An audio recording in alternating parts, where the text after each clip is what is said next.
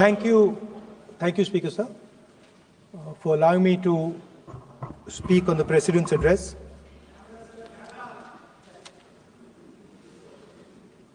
Camera. Thank you. Double thank you, sir.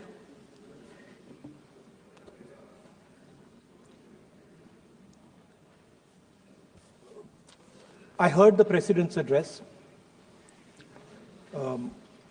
I sat there with Kharge ji and I listened to it. And I must say, I struggled through the President's address to maintain my attention on what was being said, because I had heard pretty much the same President's address the last time and the time before that and the time before that. And it was the same laundry list of things that the government has done. We have done this, we have done this, we have done this, 50 or 100 things that the government has done. And so while I was sitting there, I was thinking, okay, I am being critical about what is being said. And I am saying that this is not the type of President's address that should be delivered. Well, the question came to my mind, what type of address would an India Gathbandhan government deliver? How would that address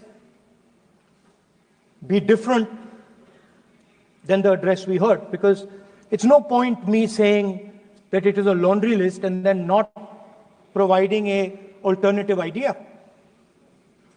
And so today I would like to lay out some dimensions of what an alternative address would look like, what the India Gathbandhan would probably focus on, and where we would lay emphasis. The future of this country is going to be decided by the young men and women of this country, the youth of this country.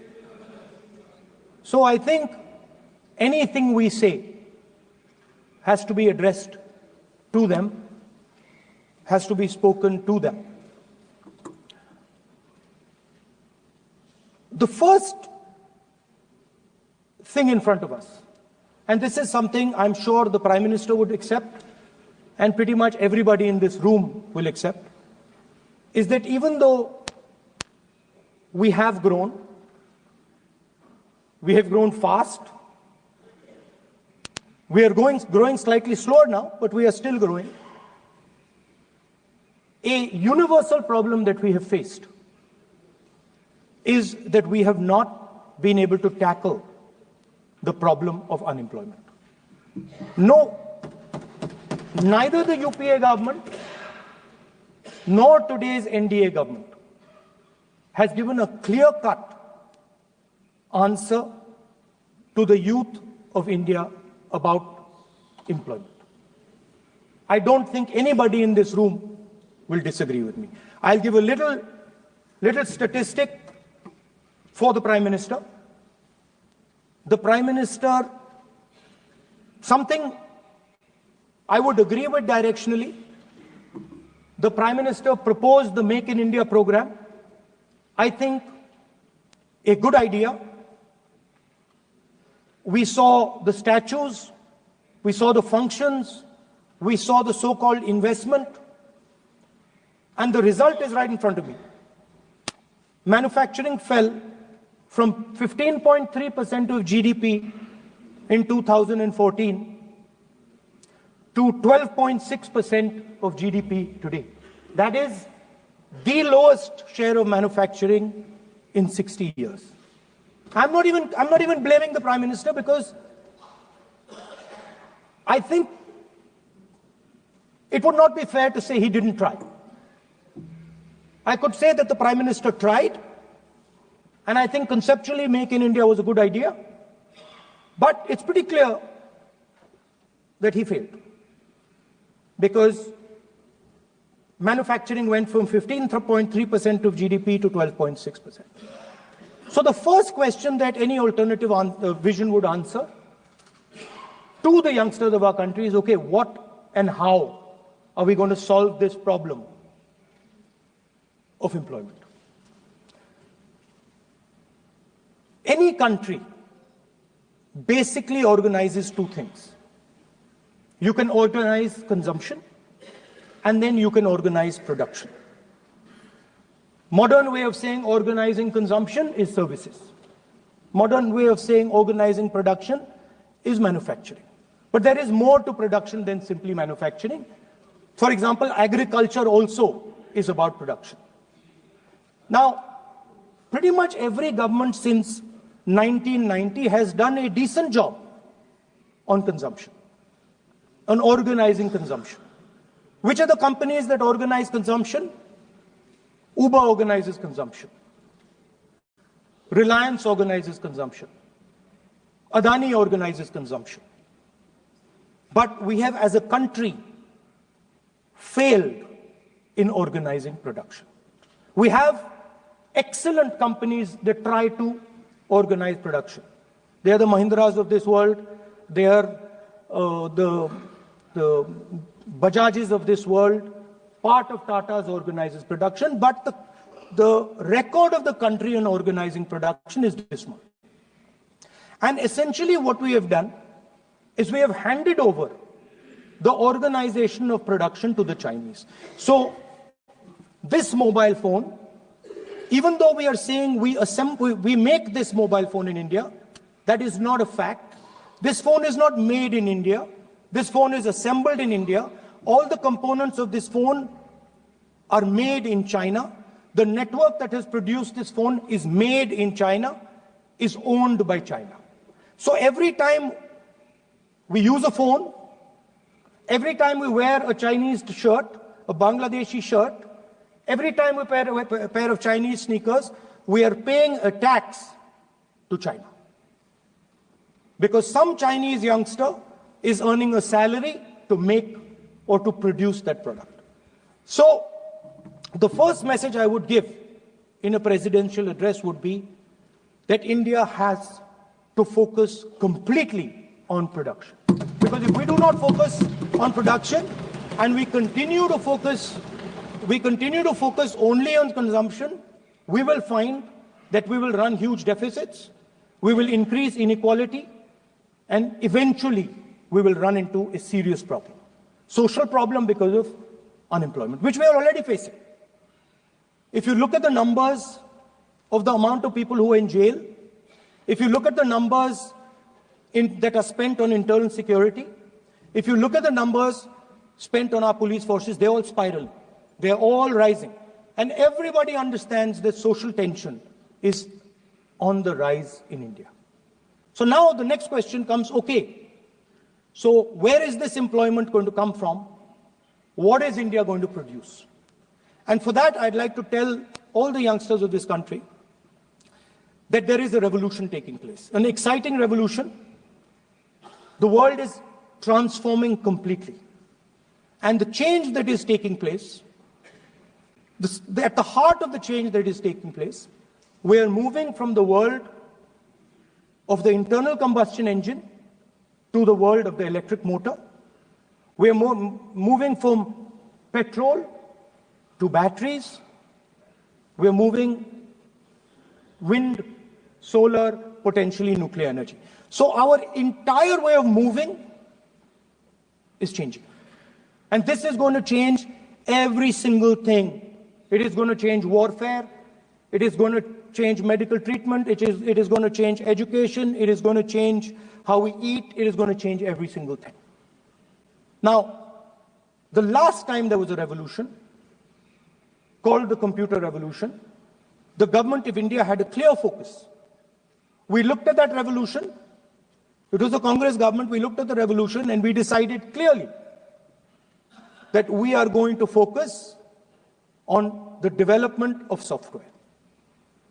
And we rode the wave of that revolution. And today you can see the result. I remember people laughing. I remember people laughing when the computer was being talked about. You mentioned Mr. Vajpayee.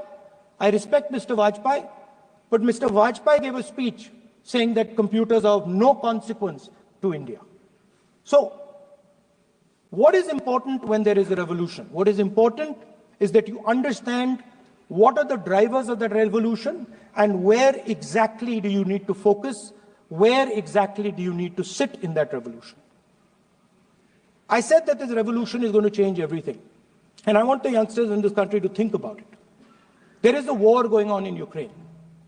The war in Ukraine is actually a war between the internal combustion engine and the motor, the electric motor. The electric motor is inside the drone, the engine is inside the tank. And if you look at what is going on in Ukraine, the tanks are dying by the thousands. And small little drones with electric motors, small batteries, not much bigger than that, are destroying the entire tank artillery infrastructure of both Ukraine and Russia. So the drone is the electric motor. The drone is the battery. The drone also needs to see. So the drone is a camera. In the same way, electric cars, the electric car is a motor. The electric car is batteries. The electric car is cameras. Robots are exactly the same thing. Robots are electric motors, multiple electric motors with cameras, with batteries. And this is what the revolution is going to look like. So there are basically 4 technologies that are driving this entire change in mobility. Electric motors, batteries, optics, and then on top of that, you can apply AI. Now I want to tell the youngsters of this country, people talk about AI. But it's important to understand that AI on its own is absolutely meaningless. Because AI operates on top of data. Without data, AI means nothing. And if we look at data today, there is one thing which is very clear. Every single piece of data that comes out of the production system in the world, the data that was used to make this phone, the data that is used to make electric cars, the data that is used to make basically all electronics on the planet today is owned by China.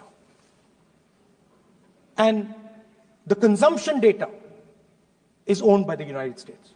In China, the consumption data is owned by China, but in India, companies like Google, companies like Facebook, companies like Instagram, X, they own our consumption data. So if India wants to talk about AI, it has to first answer the question, what data is going to power that AI? And the answer today is India does not have that data. Neither does India have production data, neither does India have consumption data. We have handed our consumption data to the big American companies, and the production data we don't have anyway. So what would that vision look like? The first thing, we would start getting youngsters excited about this revolution. We would start to introduce the idea of a completely new way of moving, a complete revolution in how things move. We would start teaching our children in schools about batteries, about electric motors, about how these things combine, about how drones, robots, electric cars are structured, how they will work together. And most important, we have to start building a production network so that we can get access to production data. Now, what would we focus on? We would not give you a laundry list. China has at least a 10-year lead on India in this space. China has been working on batteries, robots, motors, optics for the last 10 years, and we are behind. So what would our president's address say to the youngsters?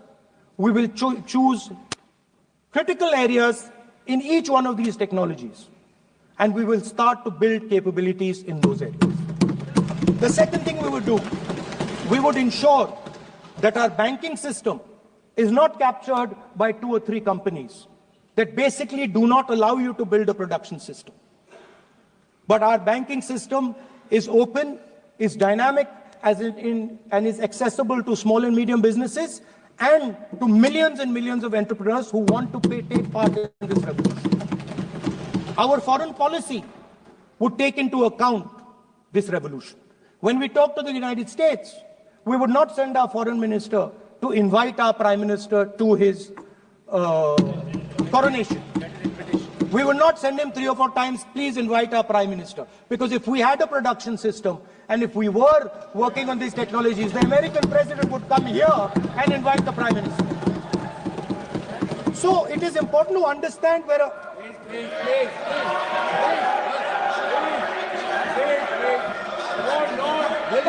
Foreign policy.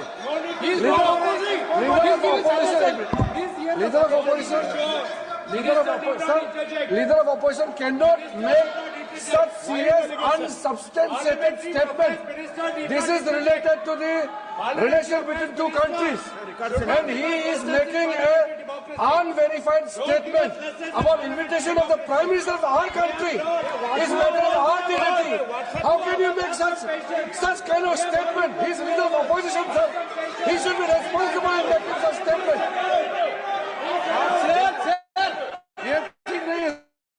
LOP is giving us very, very positive suggestions. Why they are worried, sir? For the country, he is giving... Leader of opposition has the information from any official source. He must inform the House. If leader of opposition has the information, please inform the House. Okay. Who has told you that foreign ministers have visited for the purpose which you have mentioned? You must specify it. So, I'm sorry that disturbed you, that question. I apologize for disturbing your peace of mind. It's okay. I've apologized. I've apologized for disturbing your peace of mind. I'm sorry. Apologize for lying to the House. ऐसा नहीं होता है.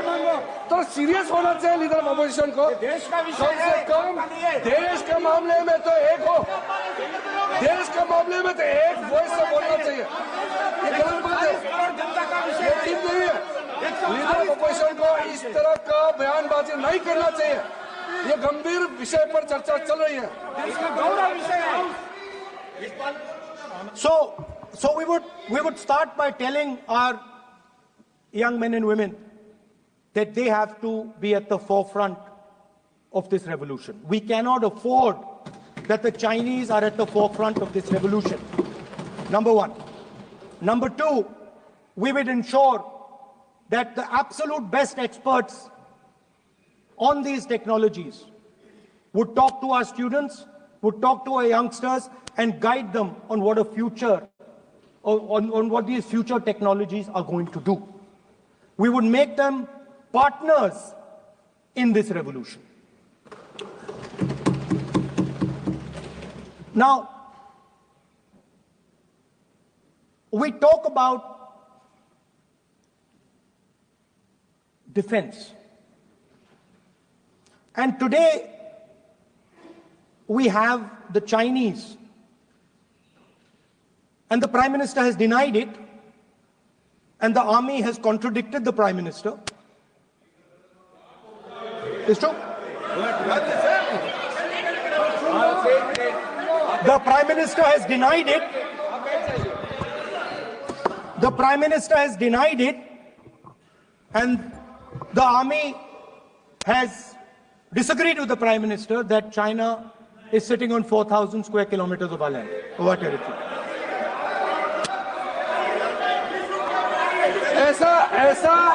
ऐसा इस सदन में अब मन चाहे बात नहीं बोल सकते हैं. ये बिल्कुल ठीक नहीं है sir.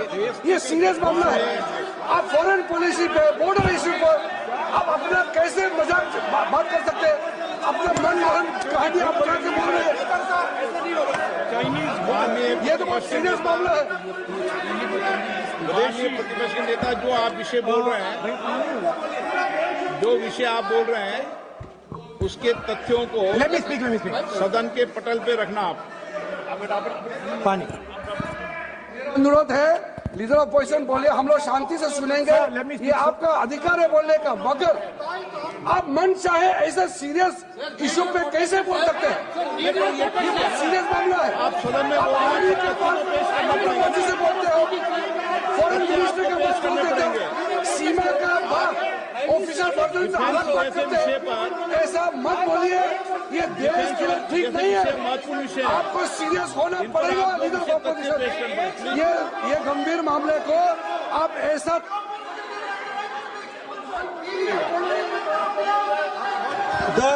The Prime Minister has denied that Chinese forces are inside our territory, but for some reason, our army keeps talking to the Chinese about their entry into our territory, and our Chief of Army Staff has said that the Chinese are inside our territory. This is a fact. This is not invention, this is a fact. Now, but the reason China is inside our territory is important. Because people think that wars are fought between armies and their weapons. But the fact of the matter is that wars are fought by industrial systems. The fact of the matter is that China has an industrial system that is far stronger, far bigger than our industrial system. And that is why they have the guts to come inside this country. The reason China is sitting inside this country is because Make in India has failed. The reason China is sitting inside this country is because India is refusing to produce. And I am worried that India is going to give up this revolution to the Chinese once again. The reason I made this reference is because everything is connected.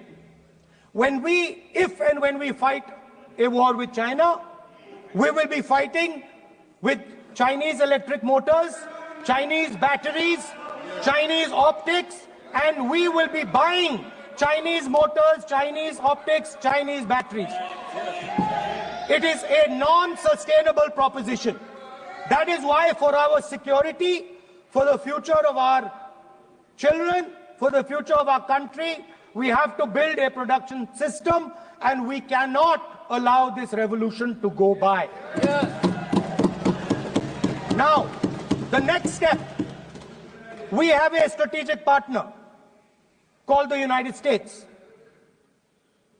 The partnership should focus on how India and the United States can work together to take advantage of this revolution.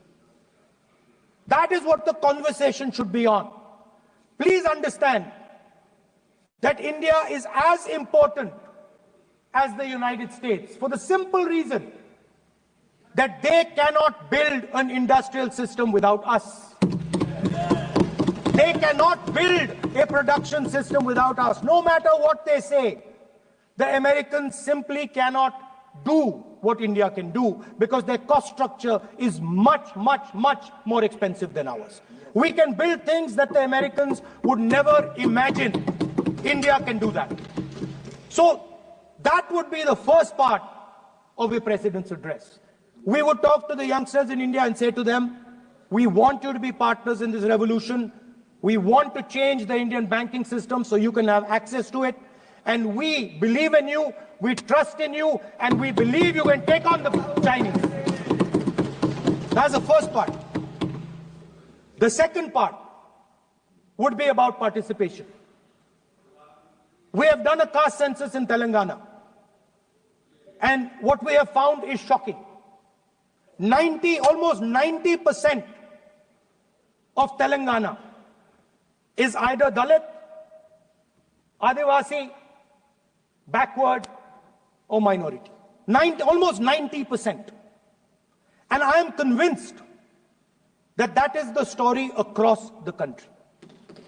I am absolutely convinced that the OBC population of this country is not one less than 50%, possibly 55%. 16% are Dalits. 9% are Adivasis. 15% are minorities. Last budget, there was a photograph. You remember the photograph? Of course. वो मक्खन बांटने वाली, हलवा बांटने वाली photo. मैं हैरान हो गया कि इस बार फोटो ही हटा दी. हलवा खिलाया मगर दिखाया नहीं किसको खिला रहे. Please.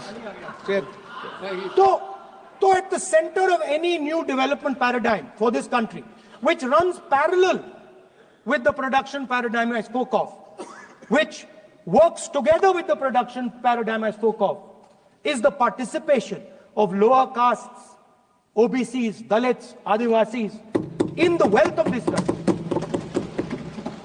If we look at the largest corporates in this country, they're all owned. None of them are owned by OBCs. None of them are owned by Dalits. None of them are owned by tribals.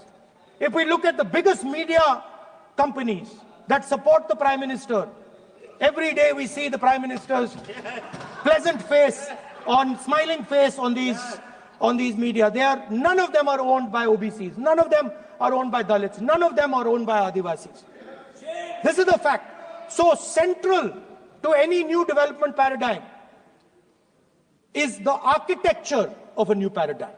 And that architecture of the new paradigm can only be built once the caste census is placed on this table. Because once the caste census is placed on the table, we will know exactly how much of this country's wealth, how much of this country's power, how many of this country's institutions are owned by 90% of this country.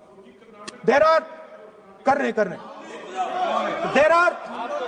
OBC MPs in the BJP. There are OBC MPs in the BJP. There are Dalit MPs in the BJP. There are Adivasi MPs in the BJP. Remember, you are OBCs, you have 50% of the population and you have absolutely no power. I know that you're sitting there and you cannot even open your mouth. That is the truth of the country. प्रधानमंत्री का चेहरा आपको दिखाई नहीं देता है. जाति जनगणना, प्रधानमंत्री का चेहरा आपको दिखाई नहीं देता है. Architecture, participation, revolution in this country that we are going to bring. ये कुछ दिखता नहीं है. सोनिया गांधी, प्रियंका, ये लीडर ऑपोजिशन को कुछ दिखाई नहीं देता है. ओबीसी बात करते हैं. So the idea is, Speaker sir, the idea.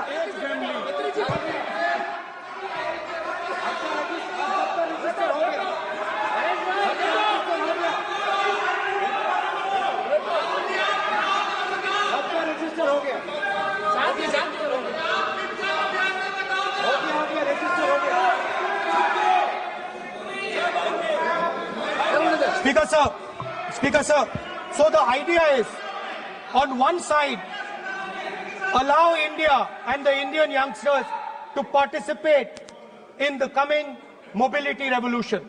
Allow them to participate in building robots, in building drones, in building electronic items, in building EVs. And on the other side, running parallel.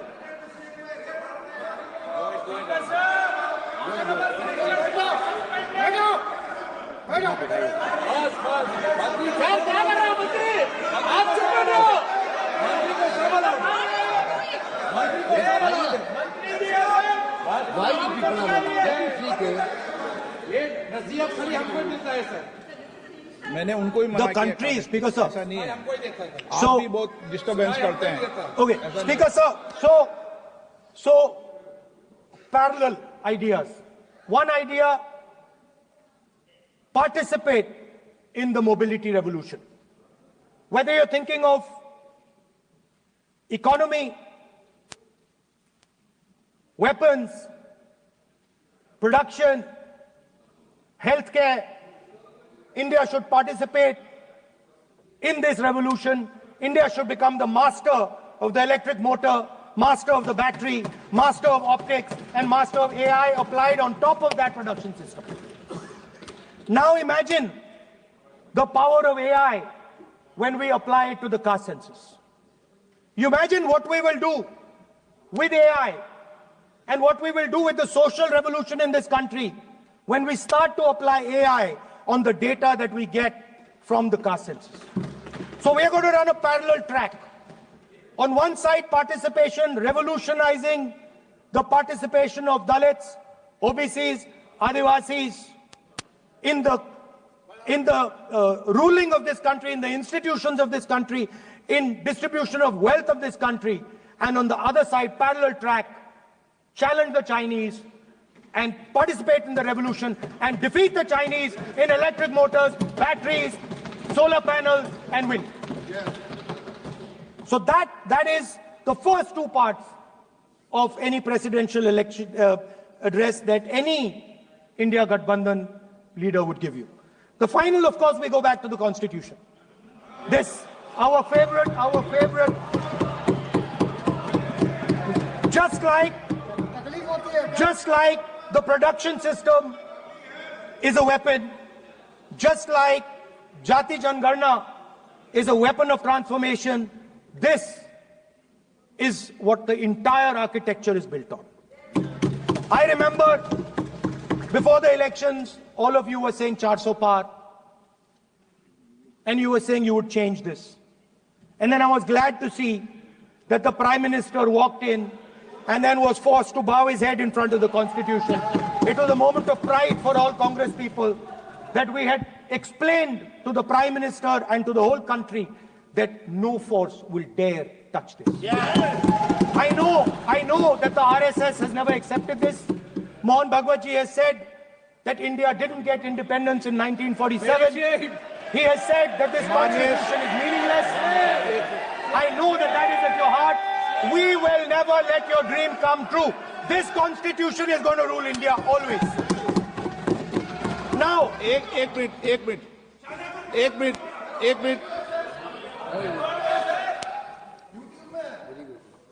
आप प्रतिपक्ष के नेता हैं,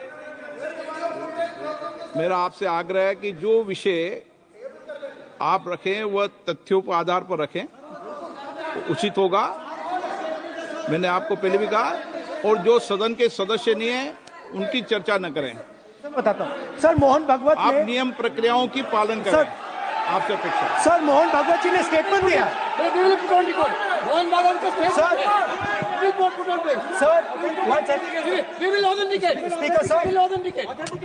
Speaker sir, Mohan Bhagwat ji made a statement saying that India did not receive independence in 1947. It received independence when the Ram Mandir was inaugurated. We will place that on the table. Now, sir, I would like to mention one small thing, but very important thing. Speaker sir,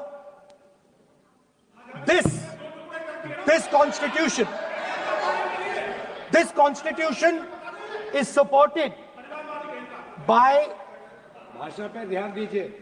this constitution is supported by the vote of our people. Without the secure vote of the Indian people, this constitution means nothing. Now I want to bring to the notice of this House some data, some information about the Maharashtra election. Very simple stuff.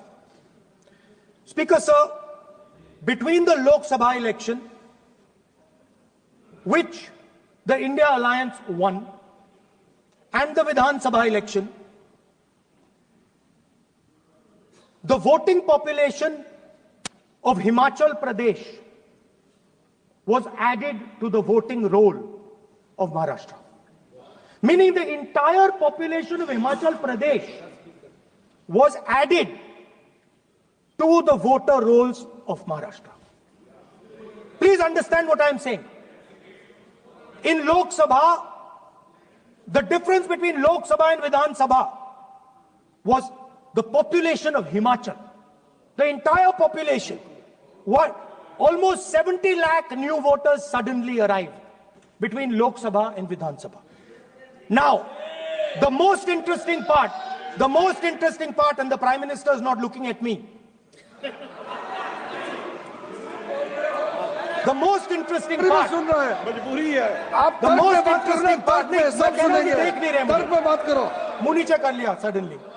The most interesting part is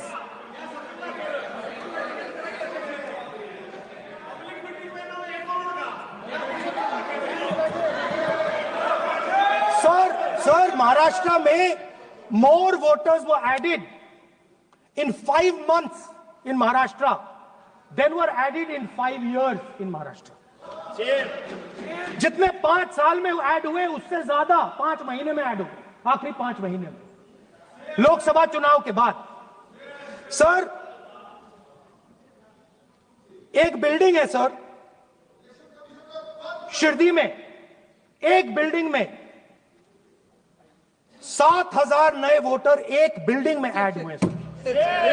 एक building में 7,000 नए voter add हुए sir.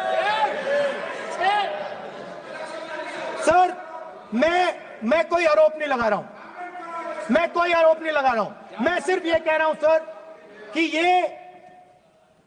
इसमें कुछ ना कुछ problematic है कि हिमाचल प्रदेश जितने बड़े वोटर्स लोकसभा के बाद जादू से आ जाते हैं।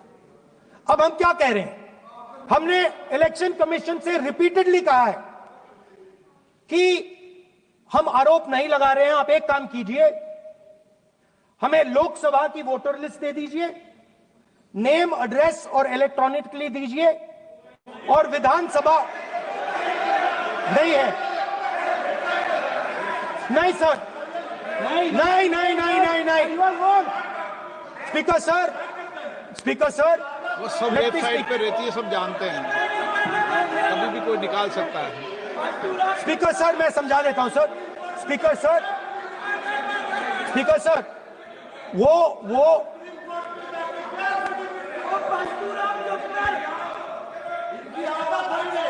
Speaker sir, we have asked, Speaker sir,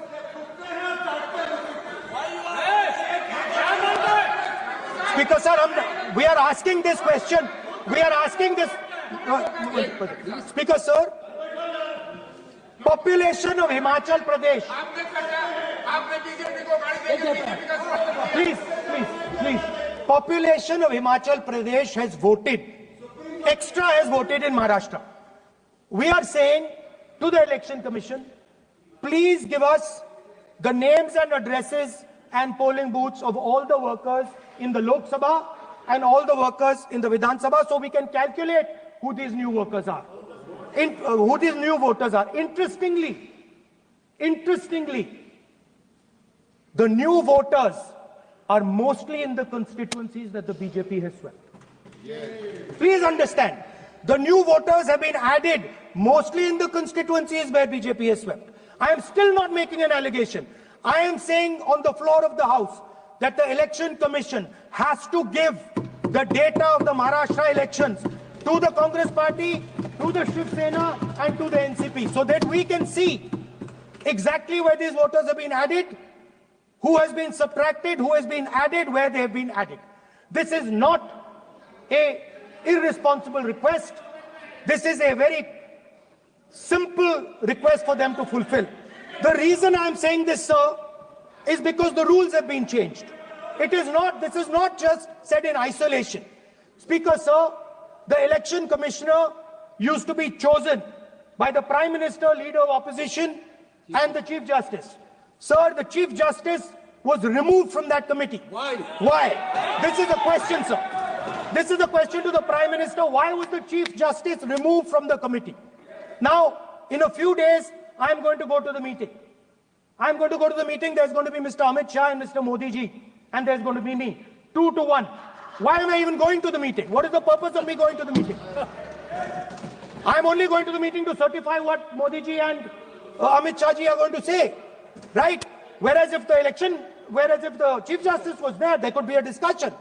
Chief Justice and Leader of Opposition could say, no, we don't agree. So, there seems to be a calculated strategy. Now, just prior to the Lok Sabha, the election commissioner was changed and 2 new election commissioners were placed. Yes. We know that the election dates were changed. Yes. We know that the elections were postponed. These are facts. These are not things I am inventing. So, in order to safeguard this constitution, the entire opposition requests the data for the Maharashtra election. We request the data and the electoral voter list for Lok Sabha and the corresponding list for Vidhan Sabha. And I am very confident that the Election Commission will not give us this information. Speaker, sir, that is broadly. So the third element of our President's address would be a determined defense of India's institutions, of our democratic system, and a re-look at our entire democratic framework, and the looking again at all the institutions that have been taken away from the people of India. So those would be the type of things that we would say in a presidential address. I'd like to finally say one thing. In the last, थोड़ा बढ़ा देता हूँ. अब मैं थोड़ा और खींचूंगा. अब और खींचूंगा थोड़ा. अब और खींचूंगा. So in the last, there is a background, a philosophical background to what I am saying. Essentially, what I am saying to the youngsters of India and to this House is that instead of focusing on multiple things, instead of telling us a laundry list, give us a strategy, give us a vision, make it clear, right? Now, there is a philosophical basis to this. There is even a deep philosophical basis to this. I showed you the picture of Shivji, which you didn't allow me to show. I showed that picture for a reason. What does that picture tell us? If you look at that picture carefully, it tells us focus carefully. Do not get distracted.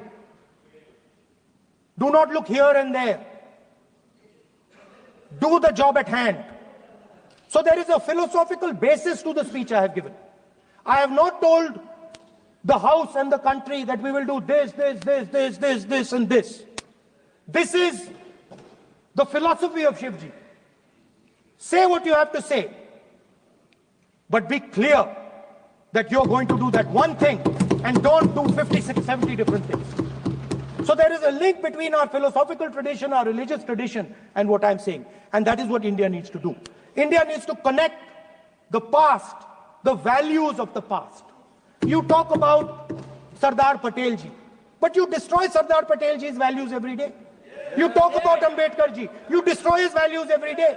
You talk about Nehru ji. No, you don't talk about Nehru ji. Right? You bow in front of Buddha. You destroy what he says. So the point is, you have to be truthful to what you are, right? And it is important that when you are giving a way forward to the nation, there is clarity of purpose. There is no hatred, there is no violence, there is no anger, because these things are destroying our country. So my speech has not been angry, has not been nasty. My speech has been very polite, very kind, and I thank the Prime Minister for coming and listening to it.